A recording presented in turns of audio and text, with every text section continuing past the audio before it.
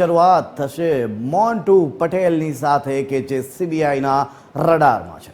Pharmacy council of ઇન્ડિયાના અધ્યક્ષ મોન્ટુ પટેલ સામે લાંચ લેવાના આક્ષેપોને લઈને અમદાવાદના ઝુંડાલ વિસ્તારના બંગલા પર સીબીઆઈએ દરોડા પાડ્યા।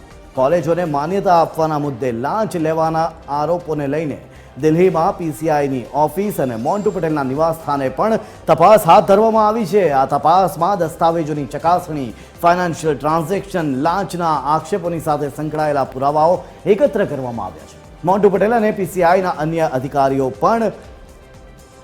પર પણ આક્ષેપો છે કે તેમણે કેટલીક કોલેજોને માન્યતા આપવા માટે લાંચની માંગણી કરી હતી। બીજી તરફ ફાર્મસી હિત રક્ષક સમિતિના પ્રમુખ રાજેશ પટેલે મોન્ટુ પટેલને લઈ અનેક ખુલાસા પણ કર્યા છે। મોન્ટુ પટેલ પર પીસીઆઈ ઇલેક્શનમાં ધાંધલી કરીને જીત્યો હોવાનો પણ આક્ષેપ છે।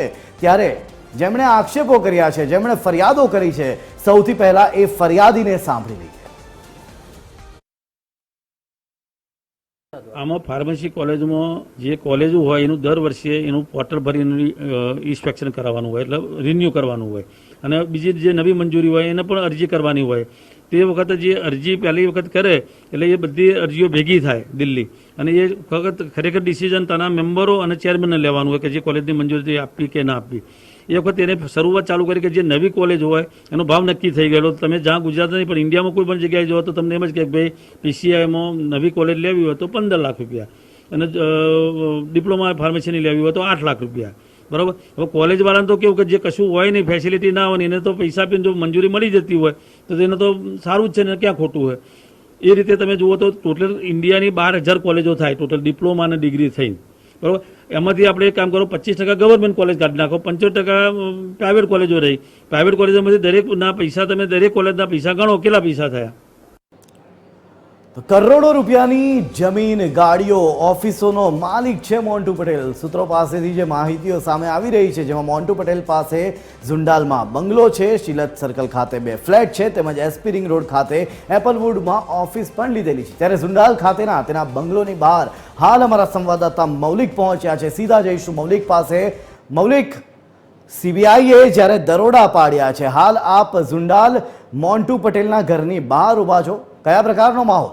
મૌલિક। જે રીતે સીબીઆઈ છે તેના દ્વારા ગઈકાલે આ જે મોન્ટુ પટેલનું ઘર આવેલું છે ઝુંડાલ ખાતે, ત્યાં દરોડા છે તે પાડવામાં આવ્યા હોવાની જે માહિતી છે તે મળી છે। આ ઘર છે તે ઝુંડાલ ખાતે આવેલું છે અને કરોડો રૂપિયાની કિંમતનું આ ઘર છે તે છે।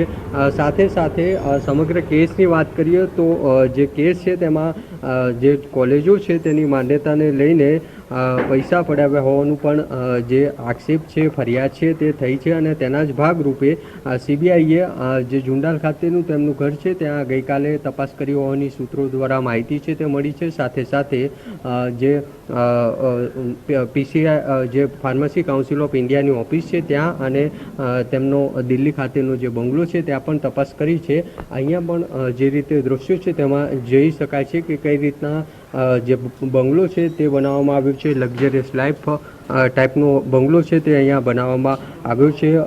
સાથે જ જે રીતે અલગ અલગ લોકો પાસેથી માહિતી મળી છે તે પ્રમાણે મોન્ટુ પટેલ સાથે મોંઘી દાટ કારો છે, અનેક કારો છે, રેન્જ રોવર સહિતની, વેલફાયર સહિતની 4 થી 5 ગાડીઓ છે તેવું પણ માહિતી છે તે મળી છે। સાથે સાથે અનેક જગ્યાએ ચિલોડા હોય, સાથે લોદરા હોય, આ જગ્યાએ પણ જમીનો છે તે ખરીદી છે અને મોટા પ્રમાણમાં નાણાં છે તેને આ રીતે રોકાણ કર્યું હોવાની પણ આક્ષેપો અત્યારે થઈ રહ્યા છે। એટલે આ રીતે મોન્ટુ પટેલ છે તેની સામે અલગ અલગ કોલેજની પરમિશન હોય, રિન્યુઅલ હોય, આ તમામ માટે પૈસા લેવાનો આરોપ છે તે લગાવવામાં આવી રહ્યા છે। અને તે બાબતે સીબીઆઈ દ્વારા જે ફરિયાદ નોંધવામાં આવી હતી ને તેના જ ભાગરૂપે હવે આખા દેશભરમાં કઈ રીતે આ પ્રકારની ગેરરીતિ થઈ છે તેની તપાસ છે તે સીબીઆઈ દ્વારા કરવામાં આવશે। જી આભાર મૌલિક સમગ્ર માહિતી આપવા બદલ। તો મોન્ટુ પટેલ કે જેણે 6 કરોડ રૂપિયાનું દાન સરદાર ધામ વૈષ્ણોદેવી સર્કલ ખાતે આપ્યું છે। 2023માં ગુજરાત ફાર્મસી કાઉન્સિલનું ઇલેક્શન એબીવીપી અને કેમિસ્ટ એસોસિએશનની પેનલ સામે લડતા 55,000માંથી માત્ર 429 વોટ જ મળ્યા હતા મોન્ટુને।